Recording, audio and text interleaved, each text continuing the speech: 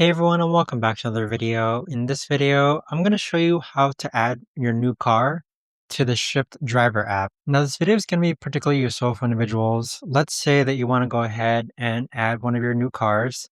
How do you actually go ahead about doing so? Now this video is going to be short, sweet, and simple, guys. There's not going to be a lot of steps involved.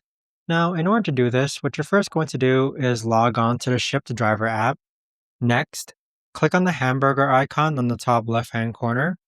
Then click on your profile icon on the top left-hand corner again. Afterwards, go ahead and scroll down and click on Vehicle Info, and then click on Add Vehicle. Next, enter the year, make, and model of your car, and then click on Save. But there you have it, guys. That right there is the best and easiest way that I know of to actually go ahead and add your car to the Shipt Driver app. If you guys know of a better or easier way to actually do this, let me know in the comments down below.